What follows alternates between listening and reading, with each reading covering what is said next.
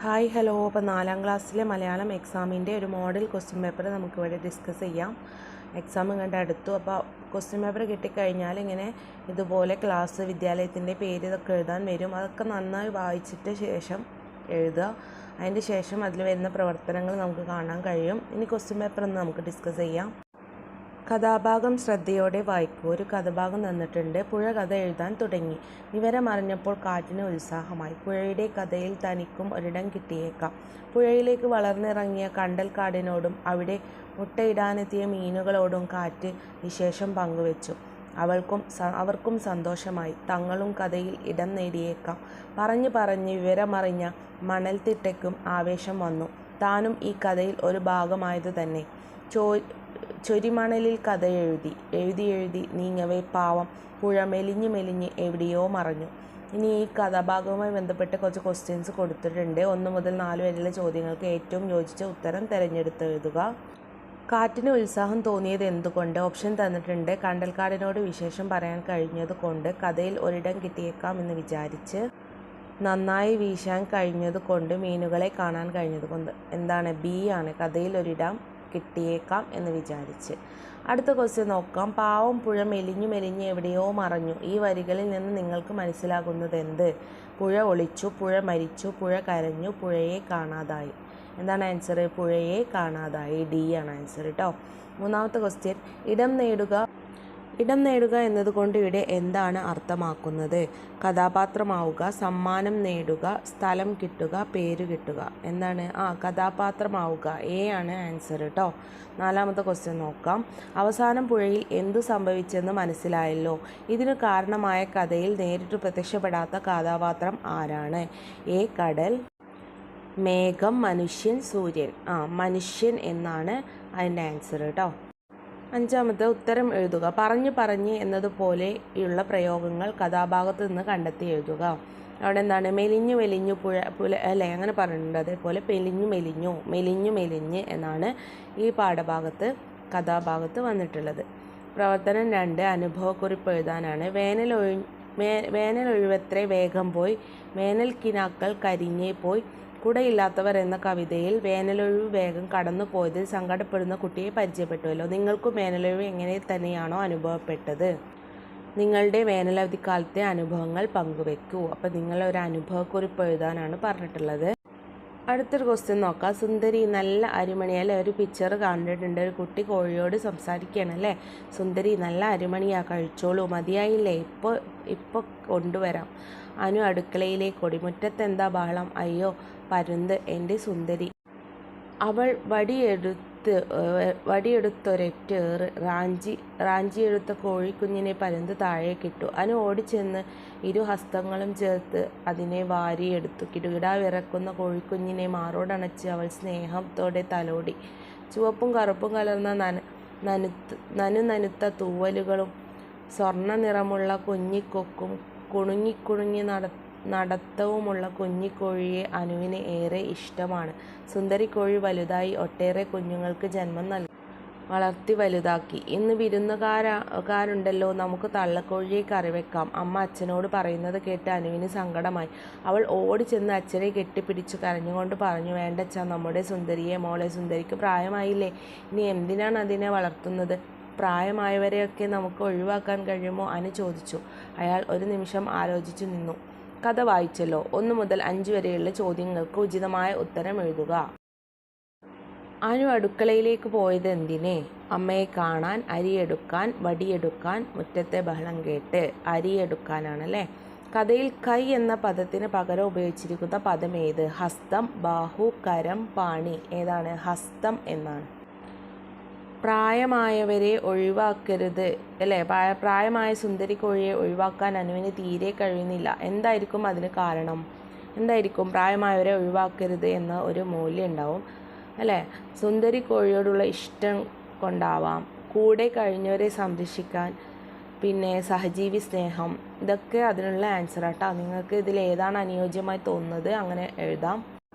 കണ്ടോ, പോസ്റ്റർ തയ്യാറാക്കാം. മഴക്കാലമായി, പനിക്കാലം, വിവിധ തരം പനികളും മറ്റു പകർച്ചവ്യാധികളും ധാരാളമായി കാലം. കൊതുകും ഈച്ചയും എലിയും എല്ലാം അസുഖം പരത്തുന്നതിന് വലിയ പങ്ക് വഹിക്കുന്നു.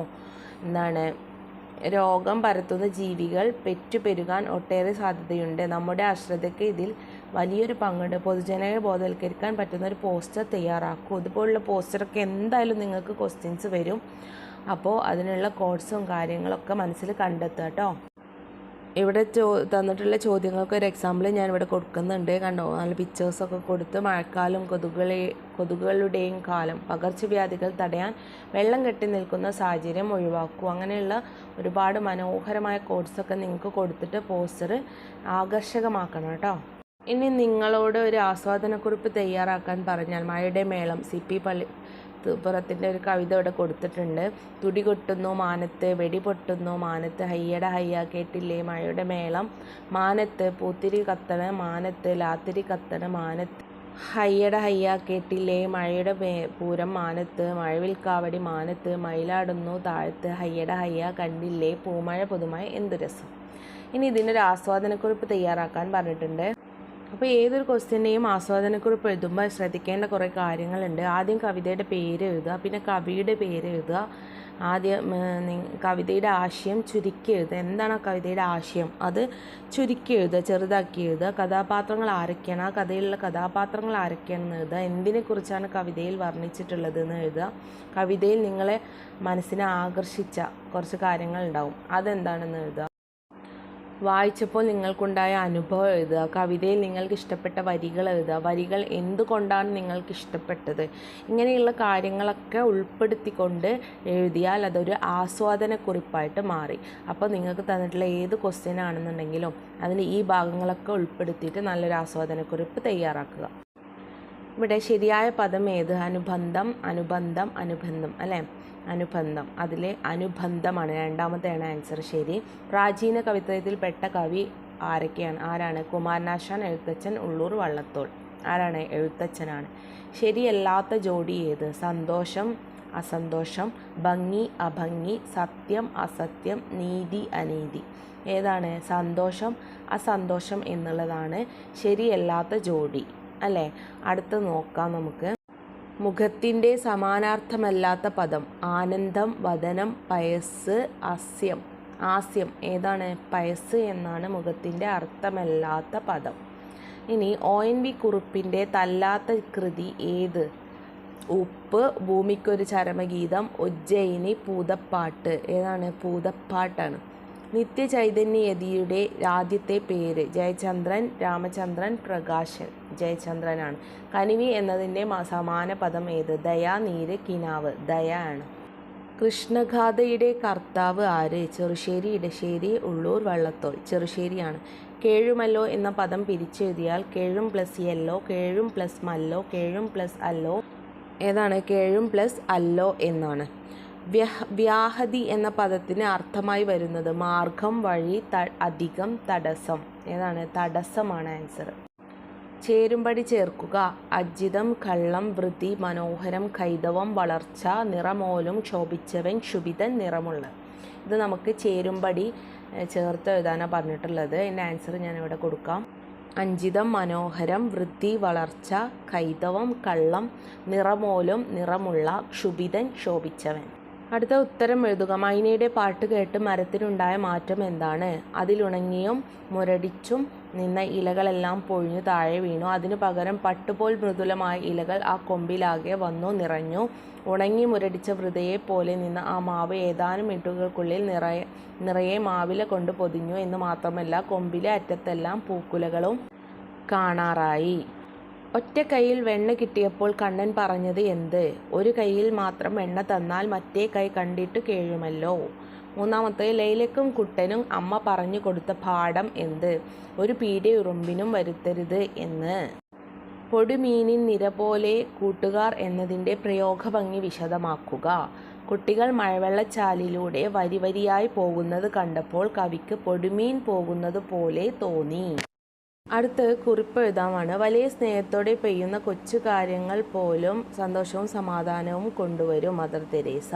നിർമ്മലയായ സ്നേഹത്താൽ നേടാനാവാത്തതായി ഒന്നുമില്ല. ഗാന്ധിജി. മുകളിൽ കൊടുത്ത മഹത്വചനങ്ങളുടെ ആശയം വിശകലനം ചെയ്ത് സമാനമായ ഉദാഹരണങ്ങൾ കൂടി ചേർത്തുകൊണ്ട് ഒരു കുറിപ്പ് തയ്യാറാക്കുക. മദർ തെരേസയും ഗാന്ധിജിയും ഇവിടെ സ്നേഹത്തെക്കുറിച്ചാണ് പറയുന്നത്. സ്നേഹമാണ് അഖില സാരമൊഴിയിൽ. സ്നേഹത്തിൻ്റെ പ്രാധാന്യത്തെക്കുറിച്ചാണ് ഇവിടെ പറയുന്നത്. സ്നേഹത്തോടുള്ള ഒരു ചിരി ഏത് വഴക്കും ഇല്ലാതാക്കും. സ്നേഹത്തോടെയുള്ള സ്വഭാവവും സ്നേഹത്തോടെയുള്ള പെരുമാറ്റവും മൂലം നമുക്ക് അനേകം കാര്യങ്ങൾ ചെയ്യാനാകും. അപ്പോൾ ഇത്രയാണ് മലയാളം എക്സാമുമായി ബന്ധപ്പെട്ടിട്ട് ഒരു മോഡൽ ക്വസ്റ്റ്യൻസ് നമ്മൾ ഡിസ്കസ് ചെയ്തത്. സെയിം ക്വസ്റ്റ്യൻ അല്ലെങ്കിലും ഇതുപോലെയുള്ള മോഡൽ ക്വസ്റ്റ്യൻസും വരാം. ചിലപ്പോൾ ഇതേ ക്വസ്റ്റ്യൻസ് തന്നെ വന്നുകൊണ്ടിരിക്കാം. അപ്പോൾ മലയാളം എക്സാം എഴുതുമ്പോൾ കൈയക്ഷരം നന്നായിട്ട് വൃത്തിയായിട്ട് എഴുതാൻ ശ്രമിക്കുക. അക്ഷരത്തെറ്റില്ലാതെ എഴുതിയാൽ തന്നെ നിങ്ങൾക്ക് മാർക്ക് സ്കോർ ചെയ്യാൻ കഴിയും. അപ്പോൾ എല്ലാവർക്കും എല്ലാവിധ ആശംസകളും. All the best. വീഡിയോ ഇഷ്ടപ്പെട്ടാൽ ലൈക്കും ഷെയറും കമൻറ്റും സബ്സ്ക്രൈബും ചെയ്യാൻ മറക്കരുത്. അപ്പോൾ അടുത്ത വീഡിയോ ആയിട്ട് കാണാം.